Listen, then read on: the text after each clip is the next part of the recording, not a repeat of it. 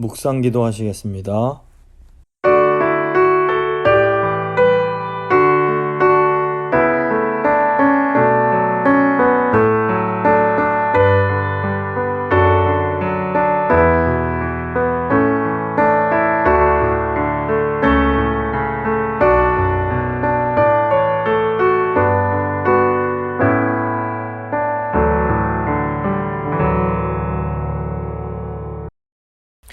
사도신경 고백합니다.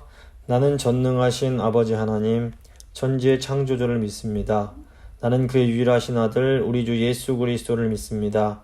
그는 성령으로 잉태되어 동정녀 마리아에게서 나시고 본디오 빌라도에게 고난을 받아 십자가에 못 박혀 죽으시고 장사된 지 사흘 만에 죽은 자 가운데서 다시 살아나셨으며 하늘에 오르시어 전능하신 아버지 하나님 우편에 앉아 계시다가 거기로부터 살아있는 자와 죽은 자를 심판하러 오십니다. 나는 성령을 믿으며 거룩한 공교회와 성도의 교제와 죄를 용서받는 것과 몸의 부활과 영생을 믿습니다. 아멘.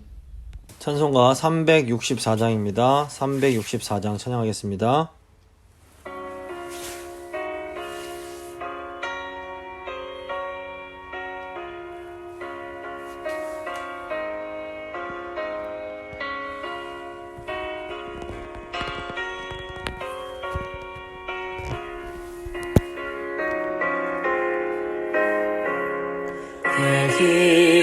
기도하는 그 시간 그때가 가장 즐겁다.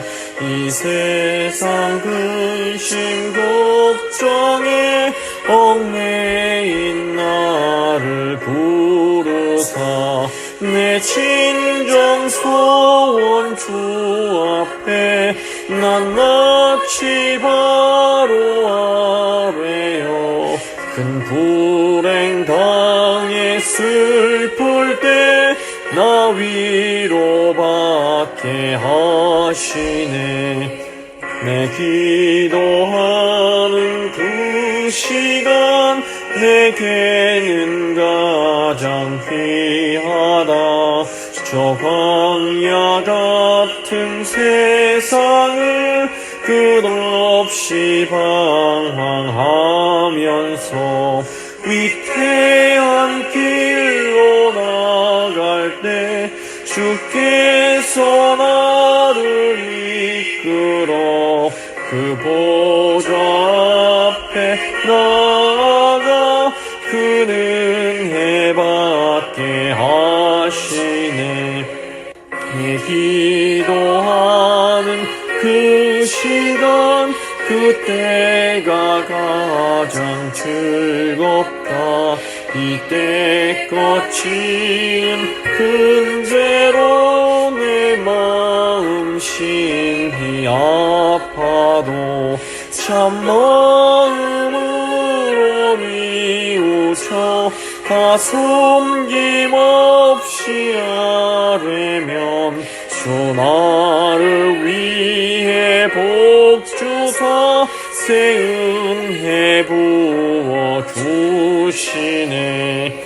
내 기도하는 그 시간 그때가 가장 즐겁다. 주 세상에서 일찍이 저 요란한 곳 피하여 빈 들에서나 산에서 온 밤을 세워 지내사 주 예수 친히 기도로 큰 본을 보여주셨네.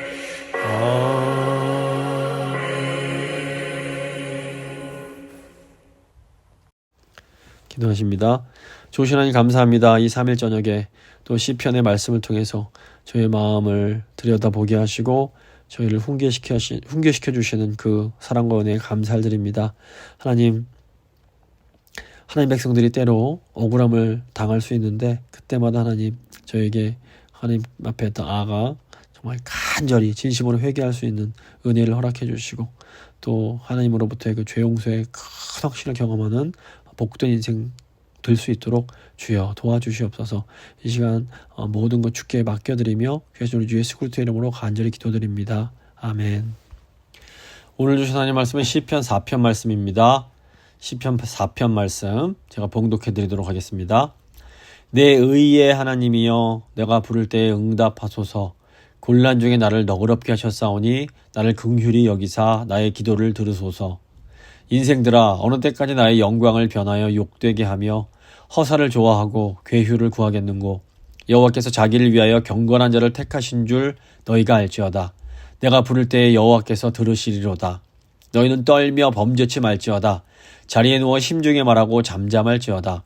의의 제사를 드리고 여호와를 의뢰할지어다. 여러 사람의 말이 우리에게 선을 보일 자 누구뇨 하오니 여호와여 주의 얼굴을 들어 우리에게 비추소서.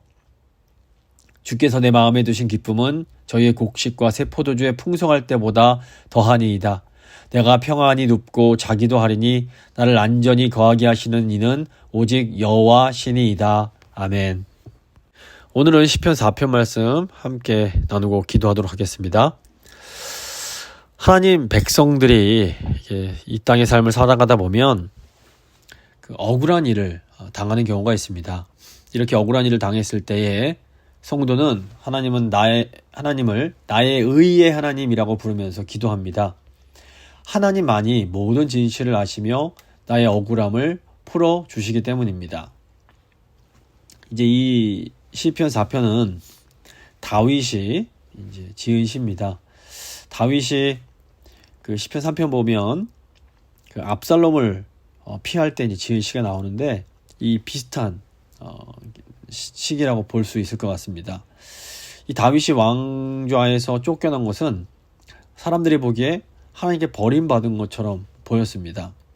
근데 다윗 왕에게도 이제 이런 어떻게 보면 굉장히 큰 환난과 어려움이 있다면 일반적인 하나님 백성들에게는 이런 일들이 얼마든지 있을 수 있는 겁니다. 이렇게 큰 어려움이 왔을 때 우리가 어떻게 이제 하나님 앞에 믿음으로 나아가는지 이 시편이 우리에게 보여줍니다. 1절을 보시면 내 의의 하나님이여 내가 부를 때에 응답하소서. 곤란 중에 나를 너그럽게 하셨사오니 나를 긍휼히 여기사 나의 기도를 들으소서. 그러니까 우리가 어떤 악한 일에 동참하지 않으므로 불리한 상황이 될 때가 있습니다. 재건교회가 이렇게 이 신사참배에 동참하지 않았을 때에 굉장히 큰 핍박과 어려움을 받았습니다. 또 우리가 신앙 양심에 따라 행동했을 때에도 불이익이 올 수 있습니다. 또 정말로 선한 의도로 어떤 일을 행했음에도 도리어 반대로 누명을 쓰게 되는 경우도 있습니다. 이렇게 때로 정말로 억울하고 이렇게 힘든 일을 당할 때 하나님의 백성들, 의인들은 어떻게 해야 합니까? 우리는 하나님께 호소할 수밖에 없습니다. 그러니까 다윗이 나의 의의 하나님이여 이렇게 하나님을 부르는 것을 볼 수 있습니다. 이것은 나의 의로움, 나의 옳음을 인정해 주시고 증명해 주실 수 있는 유일한 분이 하나님이심을 의미합니다. 물론 모든 사람은 다 허물이 있고 먼지가 있습니다. 하나님의 그런 불꽃 같은 눈 앞에서는 모두가 다 죄인에 불과합니다. 근데 지금 이제 하나님 저의 의로움을 인정해 주십시오 이렇게 기도할 때 그 하나님의 백성들이 말하는 의로움은 정말 죄가 하나도 없는 그런 의로움은 아닙니다. 우리가 하나님 앞에 진심으로 이제 회개한 것에 대해서는 하나님께서 우리를 용서하시고 의롭다고 인정해 주시는 것을 의미합니다. 성경에서 회개는 기본적으로 방향 전환을 의미합니다. 그러니까 잘못된 길을 쭉 가던 사람이 이거 지금 내가 잘못된 길을 가고 있구나 이걸 깨닫고 그 방향에서 돌이켜서 하나님께서 원하시는 주님이 기뻐하시는 길로 이렇게 전환하는 것, 이것이 회개입니다. 그렇다면 우리가 정말로 회개했는지 어떻게 알 수 있습니까? 참된 회개에는 반드시 회개의 열매, 즉 삶의 변화가 나타납니다. 누가복음 19장 보시면 세리장 삭개오가 나옵니다. 삭개오가 예수님을 만난 후에 자신의 삶이 잘못되었음을 깨닫고, 그러니까 자신이 가던 길이 잘못되었음을 깨닫고 그 길에서 돌이키는 내용이 나옵니다. 그러니까 이 삶의 변화가 나타나는 겁니다. 삭개오의 삶에 나타난 이 회개의 열매가 누가복음 19장 8절 보시면 나옵니다. 삭개오가 서서 주께 여쭤오되 주여 보시옵소서 내 소유의 절반을 가난한 자들에게 주겠사오며 만일 누구의 것을 속여 빼앗은 일이 있으면 네 갑절이나 갚겠나이다. 삭개오는 돈을 가장 우선 두고 살았던 사람입니다. 그래서 가난한 자들을 착취하고 사람들의 것을 심지어 속여서 빼앗기도 했던 사람입니다. 그런데 이제 이 삭개오가 자신의 절반을 떼서 가난한 사람들한테 나눠주고 또 누군가의 것을 속여 뺏은 일이 있으면 4배로 갚겠다 이런 고백을 합니다. 이젠 더 이상 돈을 최우선으로 삼지 않겠다는 고백입니다. 물론 우리가 지은 죄에 대한 이런 값을 다 지불하는 것은 불가능합니다. 그렇기 때문에 우리에게는 예수 그리스도의 그 십자가 보혈의 은혜가 그 대속의 은혜가 절대적으로 필요합니다. 그런데 이제 이 예수님의 그 대속의 은혜를 믿는 사람, 예수님을 따라가기로 결심한, 회개해서 예수님을 따르겠다고 결심한 사람의 삶에는 반드시 이런 삭개오와 같은 이런 변화가 나타나게 됩니다. 물론 다 삭개오처럼 나타나는 것은 아니지만 분명히 보여지는 어떤 그런 마음의 큰 변화가 있습니다. 그리고 우리 하나님께서는 우리 마음의 중심을 정확하게 보고 계십니다. 우리가 진심으로 회개하고 마음을 돌이켜서 예수님께서 그 십자가에서 우리를 위해서 하신 그 일을 의지하면 하나님께서 우리를 의롭다 인정해 주시는 겁니다. 이것이 믿음으로 의롭게 된다. 영어로 하면 justification by faith, 그러니까 이신칭의라는 이 교리의 핵심입니다.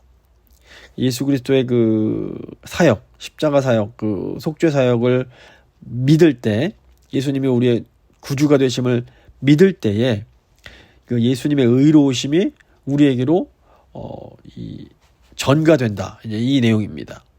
근데 이제 중요한 것은 우리 최고의 재판장이신 하나님께서 너가 이제 의롭다 이렇게 판단해 주신 사람에 대해서는 어떤 악한 자들이 함부로 이제 공격하고 악한 자들이 이 하나님이 의롭다 하신 자를 심판하려고 덤비는 것을 하나님께서 절대로 용납하지 않으신다는 겁니다.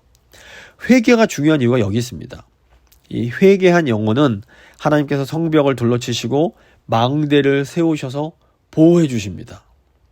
저희가 이제 이것을 좀 가족으로 생각을 해보면 더 이해할 수 있습니다. 예수님을 믿는 사람들은 하나님의 가족, 하나님의 자녀입니다. 그러니까 하나님 아버지께서 자기 자녀가 잘못할 때에는 스스로 자기 자녀 맴매를 때리실 수 있습니다. 그런데 하나님은 자기 자녀를 야단치신다 할지라도 하나님의 허락받지 않은 자들이 하나님의 자녀를 심판하려고 하면 하나님께서 그들을 가만두지 않으시는 겁니다. 그러니까 부모가 자녀를 잘못했을 때 야단치는 것은 당연합니다. 하지만 길 가던 사람이 내 소중한 아이를 보고 막 뭐라 하면 부모는 당신이 뭔데 내 아이를 야단치느냐고 화를 낼 수가 있는 겁니다. 그래서 아이를 보호해 주는 겁니다. 그러므로 하나님 백성에게 중요한 것은 이 자기의 죄를 하나님 앞에서 철저하게 회개하는 겁니다. 일단 하나님께서 우리의 죄를 용서해 주시면 아무리 많은 사람들이 덤벼든다 해도 하나님이 우리를 보호하시고 책임져 주시기 때문에 걱정할 게 없습니다. 하나님 백성은 빛의 자녀입니다. 물론 우리가 거룩한 삶을 살아서 의로운 삶을 살아서 구원받는 것은 절대로 아닙니다. 하나님께서 전적인 은혜로 먼저 우리를 하나님의 백성으로 빛의 자녀로 불러주셨습니다. 그래서 하나님의 백성들은 이제 거룩하신 아버지 하나님처럼 거룩한 삶을 통해서 이 어두운 세상 가운데 진리의 빛을 비춰야 할 책임과 사명을 갖게 됩니다. 그래서 하나님께서 이미 구원하신 언약 백성에게 율법을 주신 목적이 바로 이것입니다. 그러니까 율법은 잘 생각해 보실 때 율법 잘 지켜서 구원받게 하려고 주신 것이 결코 아닙니다. 반대로 율법은 이미 하나님께서 은혜로 구원하신 백성에게 이 율법을 잘 지킴으로 하나님께서 주시는 안식을 누리고 하나님이 주신 사명을 성취하게 할 수 있도록 하기 위해서 주신 게 율법인 겁니다. 그러니까 하나님 백성이 이 율법을 준수하는 거룩한 삶을 살아갈 때에 이 어두운 세상 가운데 빛을 비춰줄 수가 있습니다. 그러면 이제 어둠 가운데 있던 백성들이 이 하나님 백성들의 이 밝은 빛을 보면서 와, 감동을 받고 회개하고 하나님께로 돌아올 수가 있는 겁니다. 그렇기 때문에 이 빛의 자녀들에게는 그만큼 더 높은 도덕성과 윤리적인 삶이 요구되는 겁니다. 그러니까 어둠에 속한 자들은 늘 어둠 가운데 있기 때문에 죄를 지어도 표시도 잘 안 나고 뭐 죄 좀 작은 거 지었다고 비난의 대상도 되지 않습니다. 하지만 하나님의 백성들은 아무리 작은 허물이라도 드러나게 되면 온 세상이 알려지고 결국 그것 때문에 수치와 큰 욕을 먹게 됩니다. 하나님 백성들은 온 세상의 눈이 우리를 지켜보고 있다는 것을 기억해야 됩니다. 그래서 정말 하나님 앞에서 깨어서 정결하고 거룩한 삶을 살아가야 되는 겁니다.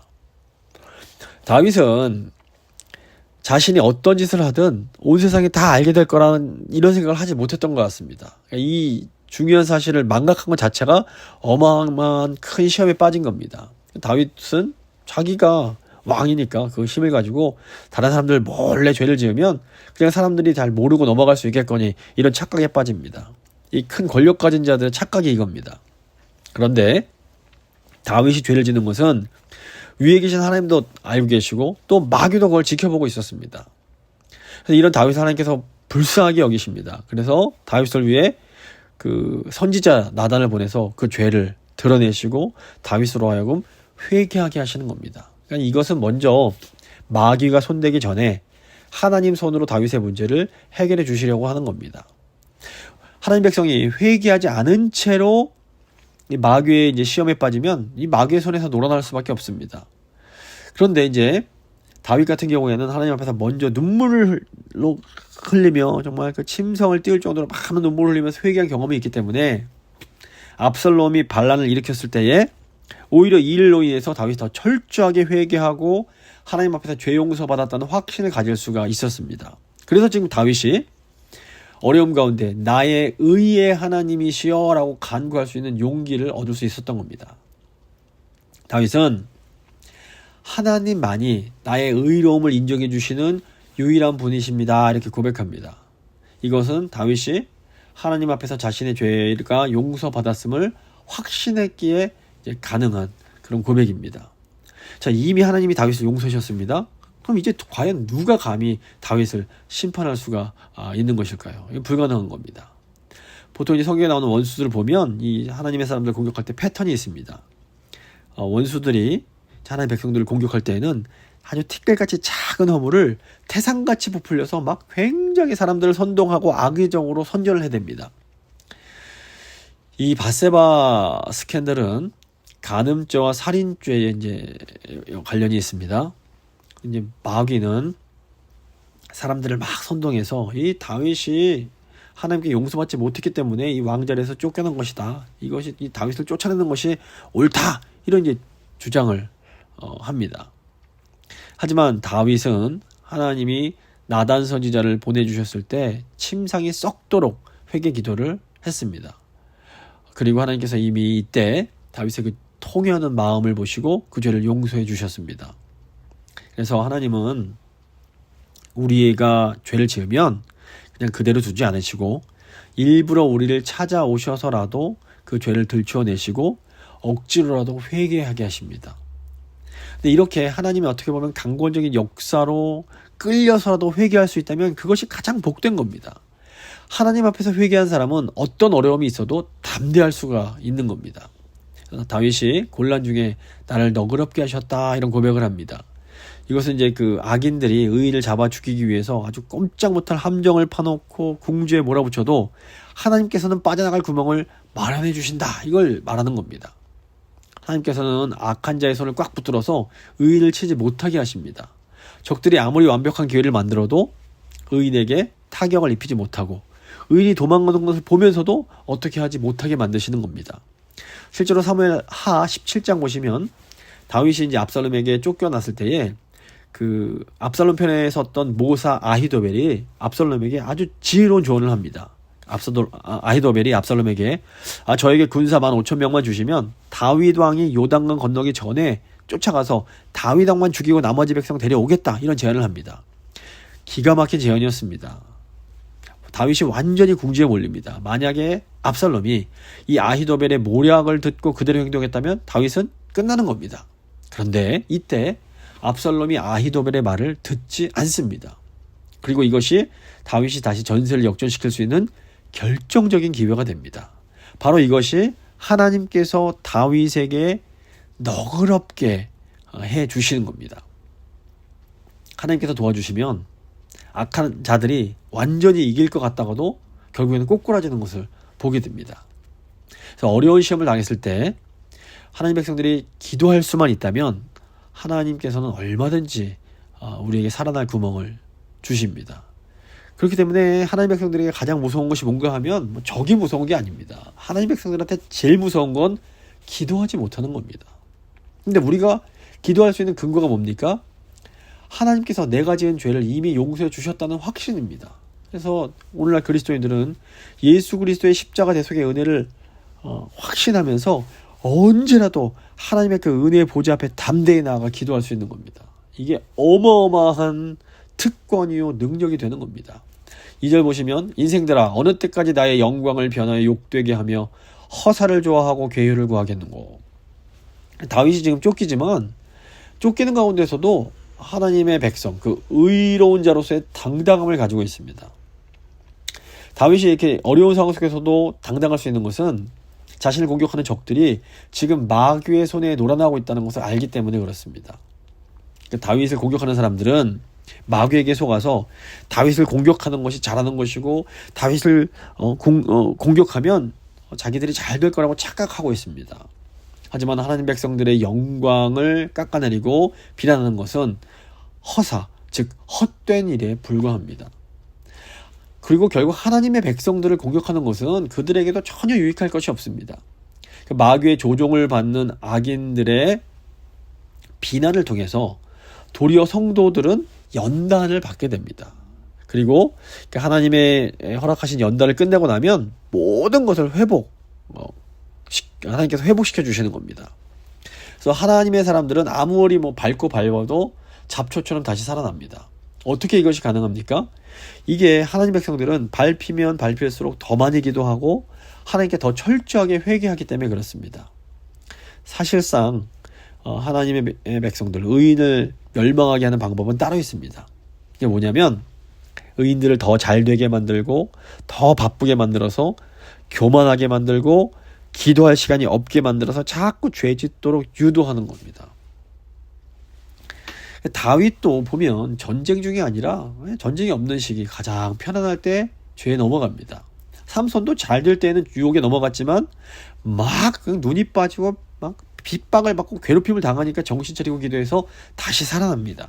그래서 하나님 백성은 짓밟으면 밟을수록 다시 일어나는 잡초와 같은 그런 존재들인 것을 저희가 기억해야 됩니다. 3절 보시면 여호와께서 자기를 위하여 경건한 자를 택하신 줄 너희가 알지어다. 내가 부를 때 여호와께서 들으시리로다. 다윗이 이렇게 담대할 수 있는 두 번째 근거는 하나님이 의인의 편을 들어주신다는 것을 알기 때문에 그렇습니다. 이 세상에는 두 종류의 나라가 있습니다. 하나는 이 세상 나라가 있고 또 다른 하나는 하나님이 통치하시는 하나님 나라가 있습니다. 그리고 이 각 두 개의 나라에는 그 나름의 통치 원리가 있습니다. 사울 왕이 실패한 것은 하나님의 나라를 세상 나라의 원리로 통치하려고 했기 때문입니다. 지금 압살롬이 하려고 하는 것도 다윗 왕, 그 하나님 나라의 통치 원리를 거부하고 세상 나라처럼 이 나라를 이끌어 가겠다는 겁니다. 그래서 사울과 압살롬이 비슷한 부분이 많습니다. 사람들의 인기를 얻어서 그 힘으로 뭘 하려고 하는 겁니다. 그런데 하나님은 항상 자기를 위해서 경건한 자를 택하십니다. 경건한 자는 하나님의 말씀에 순종하는 자입니다. 그래서 하나님은 경건한 자를 사용하셔서 교회를 하나님 나라의 원리로 이끌어 가십니다. 대부분의 경우 이 교회의 어떤 침체와 분쟁이 있는 것은 이 교회가 세상 나라의 원리를 따라갈 때입니다. 그래서 교회는 항상 하나님의 말씀과 성령의 역사가 정말 강물처럼 흘러야 됩니다. 그럴 때 교회가 형통하고 이제 복을 받습니다. 하나님께서 우리를 불쌍히 여기실 때 우리에게 주시는 건 뭐냐면 바로 하나님의 말씀입니다. 하나님의 말씀에 헌신한 사람들을 교회에 허락해 주십니다. 말씀이 선포될 때 백성들이 그 말씀을 듣고 함께 울면서 기도합니다. 이것이 교회가 회복되어가는 과정인 겁니다. 말씀이 선포되면 우리 안에 막혀있던 어떤 죄의 찌꺼기들이 사라집니다. 하나님의 말씀이 그리고 성령이 우리 마음을 이렇게 뚫어주기만 하면 하나님의 복이 그 안에서 정말 생수처럼 넘쳐 흐르게 되는 겁니다. 이 복의 원리를 꼭 기억하셔야 됩니다. 4절 보시면 너희는 떨며 범죄치 말지어다. 자리에 누워 심중에 말하고 잠잠할지어다. 그래서 이 악한 자들이 살 수 있는 길은 자신의 어떤 그런 안의 욕심과 어떤 기질을 죽이고 하나님을 두려워하면서 떨면서 조용히 진리에 복종하는 것밖에 없습니다. 이 세상 나라의 지도자들은 욕심에 따라 백성들을 다스립니다. 자기도 욕심대로 하고 백성들의 욕심을 자극해서 움직이게 만듭니다. 하지만 하나님 나라의 지도자들은 말씀대로 백성들을 지도합니다. 근데 이렇게 말씀대로만 하는 것이 세상적 가치관을 지닌 자들의 눈에는 너무 답답해 보일 수 있습니다. 그래서 이 세상적 가치관을 지닌 사람들이 말씀을 따르는 지도자에게 때로 반란을 일으킵니다. 그런데 이것이 결국에는 스스로 멸망을 자초하는 일인 겁니다. 만약에 압살롬이 막 그런 인간적 야망을 죽이고 살았다면 다윗의 아들로서 최고의 대접을 받고 살았을 수 있습니다. 근데 압살롬이 인간적인 방법을 사용하지 않는 다윗을 보면서 너무 그 모습이 답답해 보이는 겁니다. 결국 이 압살롬이 평범한 걸 참지 못하고 아버지를 향해서 반란을 일으키게 됩니다. 근데 어떻게 보면 이것이 이 세상의 똑똑한 자들을 시험하시는 하나님의 방법이라고 볼 수 있습니다. 하나님께서 답답해 보이는 사람을 제사장 삼으시고 선지자 삼으실 때가 있습니다. 근데 세상 원리에 밝은 사람들이 보기에는 이게 너무 답답해 보입니다. 맨날 무슨 말씀 타령만 하고 전혀 새로운 게 없어 보이는 겁니다. 그래서 이때 어떻게 하냐면 이 사람들이 그 하나님께서 쳐두신 양 우리에서 뛰쳐나가 버립니다. 그런데 이렇게 양 우리를 벗어나면 우리 밖에 있던 맹수에게 물려서 죽게 되는 겁니다. 그래서 이 평범해 보이고 어떻게 보면 너무 단순해 보이지만 이것이 안전합니다. 보면 이단들의 가르침은 뭔가 좀 새로워 보입니다.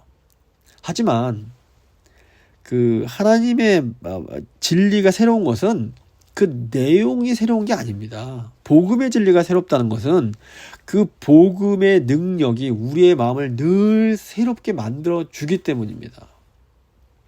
그러니까 우리가 이 복음이 주는 능력으로 하나님이 날 사랑하신다. 하나님 날 너무 사랑하셔서 아들을 죽이기까지 날 사랑하신다. 그 사랑으로 하나님께 날 지금도 도와주고 계신다. 이 복음이 주는 능력으로 이 세상 속에서 적극적이고 진취적으로 살아가는 것은 너무너무 중요합니다. 하지만 이 복음의 진리 자체는 아주 단순하다는 것을 잊어서는 안 됩니다. 하나님이 우리를 너무 사랑하셔서 아들을 보내주시고 이 아들 우리 예수 그리스도께서 우리 죄를 구원하시기 위해서 십자가 지시고 또 부활하시고 또 이 아버지와 아들이 성령을 보내주셔서 교회를 세워주셨다. 이것이 복음의 핵심인 겁니다. 이 복음 이외에 자꾸 뭔가 새로운 진리를 찾으려고 하는 사람은 이제 이 자신을 어떻게 보면 죽이는 것부터 배워야 됩니다. 그렇지 않으면 자꾸 이런 내 정욕대로 하려는 이것들을 죽이지 않으면 결국엔 하나님의 은혜에서 튕겨져 나가게 되는 겁니다.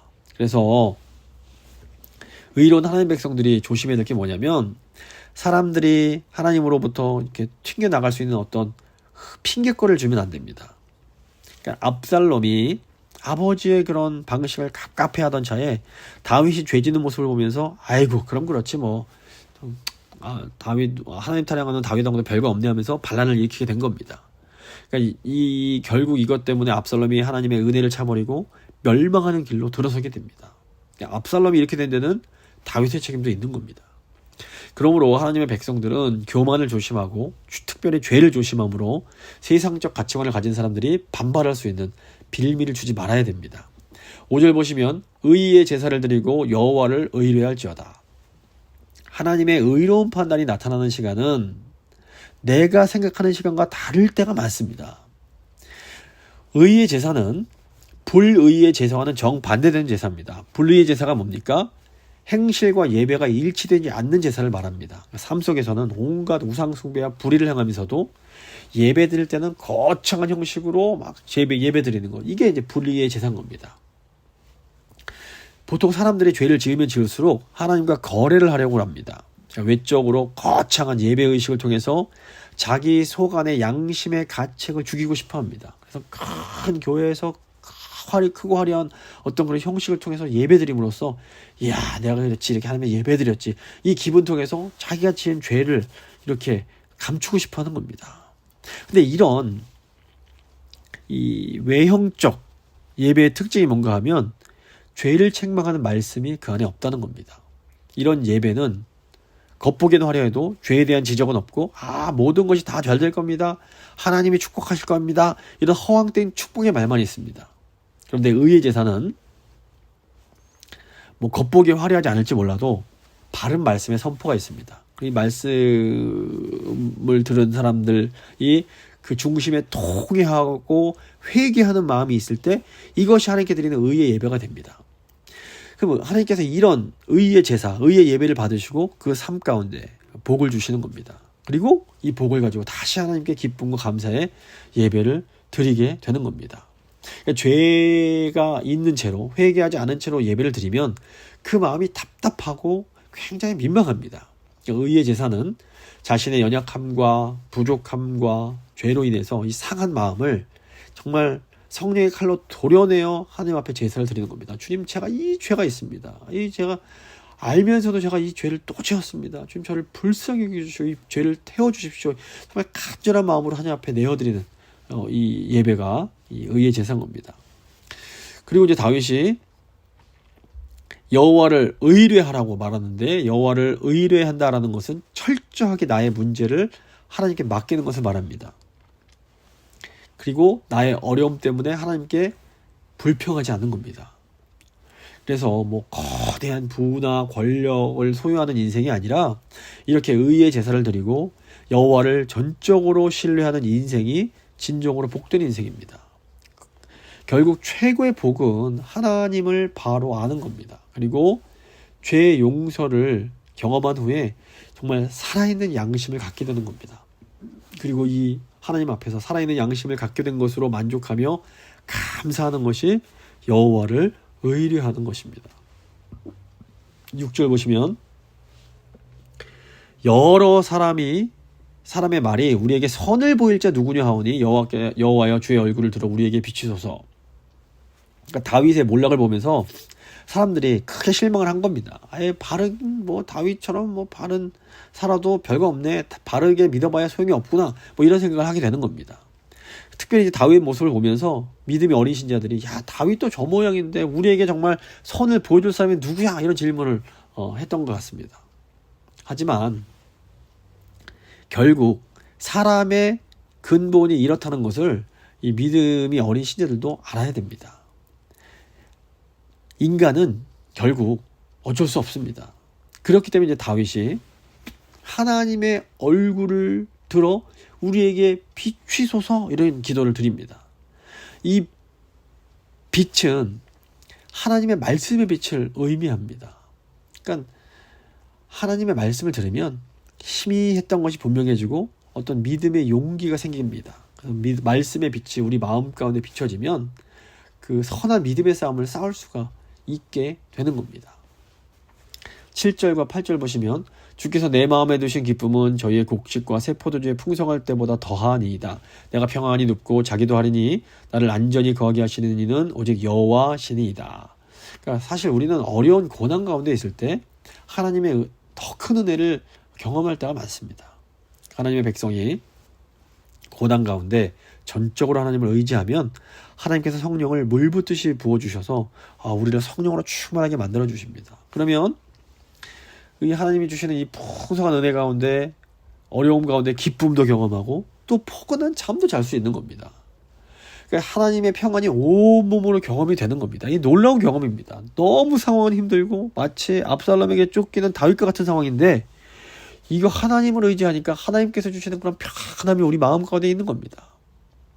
사실은 우리 마음이 이렇게 평안한 게 정상입니다. 근데 우리의 연약함으로 인해서 좀 마음이 좀 편안해, 정말 상황이 좋을 때는 이걸 하나님을 의지하지 않기 때문에 이 평안을 모르다가 도리어 어려움이 찾아왔을 때 하나님 앞에 기도할 때 이 하나님의 평안을 되찾게 되는 겁니다. 그런데 이렇게 어려운 상황 속에서도 이 마음의 평안을 찾으면 이미 이건 이제 이 현실은 이긴 겁니다. 결국에는 우리의 믿음대로 됩니다. 예수님께서 너의 믿음대로 될 거다 이런 말씀을 해주십니다. 말씀을 좀 마무리 지어보도록 하겠습니다. 하나님 백성들의 삶에도 어떤 실수가 있고 죄가 있고 또 이로 인해서 억울한 일들이 생길 수 있습니다. 근데 악한 자들은 이런 작은 틈을 타서 하나님 백성들을 정말 무섭게 공격합니다. 그런데 하나님의 자녀가 잘못하면 하나님 아버지께서는 자녀들을 징계하실 수 있습니다. 하지만 우리 하나님께서는 자기 자녀가 하나님 자신의 허락 없이 다른 사람들에게 공격당하는 것 가만히 보고 계시지 않습니다. 하나님의 자녀는 이렇게 어려움을 통해서 참된 회개를 하게 되고 죄 용서를 확신하는 가운데 하나님께 담대히 기도하게 됩니다. 그리고 하나님께서는 이 기도를 들으시고 우리 마음 가운데 참 평안을 허락해 주십니다. 이 참 평안을 회복하는 사람은 결국 그 삶의 모든 것도 나중에는 다 회복이 되는 겁니다. 이 시간 이 하나님의 이 은혜를 기억하면서 하나님 백성, 하나님 자녀된 것의 특권을 또 기억하면서 하나님 정말 그 주의 얼굴을 들어서 저희에게 비춰주시기 원합니다. 저희가 너무 연약합니다. 하지만 저희가 하나님 은혜를 힘입어 살아갑니다. 주님 저에게 회복을 허락하여 주시옵소서. 한번 간절한 마음으로 기도하겠습니다.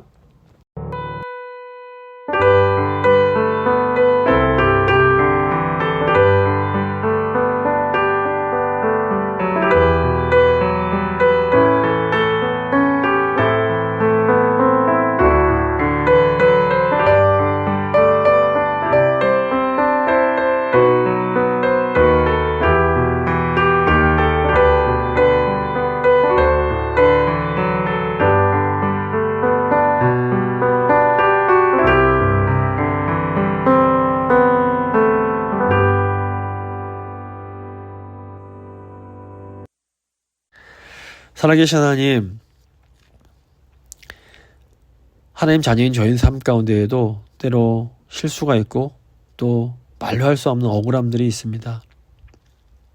하지만 아버지 하나님께서는 자녀인 저희가 그냥 악한 자들에게 당하는 것 결코 용납하지 않으십니다. 아버지께서 직접 저희를 징계하시고 꾸짖으실지언정 저희 원수가 저희를 공격하는 것은 철저히 막아주십니다. 그리고 저희가 죄의 용서를 확신하면서 하나님 앞에 담대히 기도할 때 하나님은 저의 기도를 들어주시고 저에게 피할 길을 허락해 주시고 저의 삶의 모든 것을 또 회복시켜 주십니다. 그 하나님의 놀라운 은혜에 진심으로 감사드립니다. 하나님 바라옵기는 저희가 늘 주님의 은혜 가운데 거하며 주의 얼굴의 그 빛을 구하며 저희가 죄를 지어서 사람들에게 비방을 당하는 것이 아니라 정말 하나님 백성으로서 열방의 빛을 비추는 그런 삶 살아갈 수 있도록 주여 함께하여 주시옵소서. 주님 손에 모든 것 맡기며 귀하신 우리 주 예수 그리스도의 이름으로 기도드립니다. 아멘. 찬송가 393장입니다. 찬송가 393장 찬양하시겠습니다.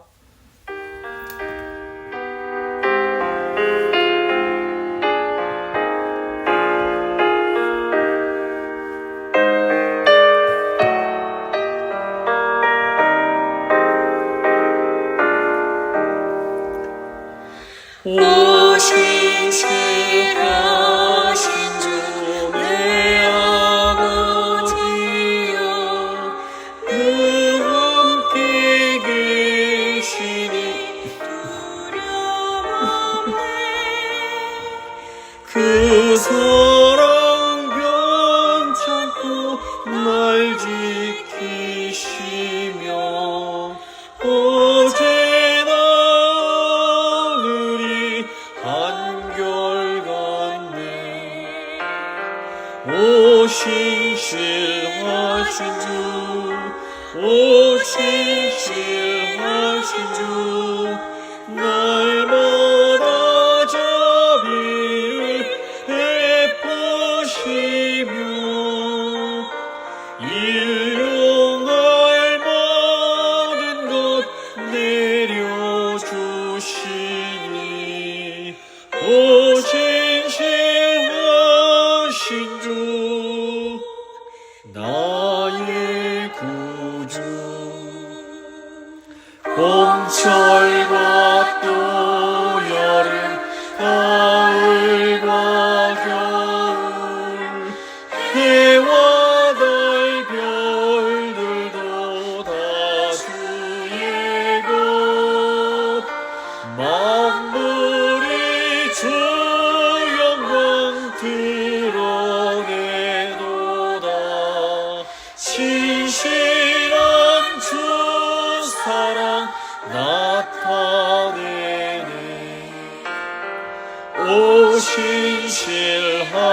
주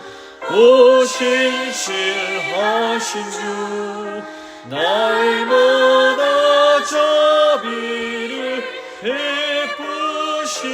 베푸시며 일용할 모든 것 내려주시니 오신실하신 주 나의 구주 내 죄를 사하여 안위하시고 주 친히 오셔서 인도하니 오늘의 힘되고 내일의 소망 주만이 만복을 내리시네 오신실하신 주 오신실하신 주 날마다 자비를 베푸시며 일용할 모든 것 내려주시니 오신실하신 주 나의 구주. 주님 가르쳐 주신 기도로 예배 마치도록 하겠습니다. 하늘에 계신 우리 아버지, 아버지의 이름을 거룩하게 하시며 아버지의 나라가 오게 하시며 아버지의 뜻이 하늘에서와 같이 땅에서도 이루어지게 하소서. 오늘 우리에게 일용할 양식을 주시고 우리가 우리에게 잘못한 사람을 용서해 준 것 같이 우리 죄를 용서해 주시고 우리를 시험에 빠지지 않게 하시고 악에서 구하소서. 나라와 권능과 영광이 영원히 아버지의 것입니다. 아멘.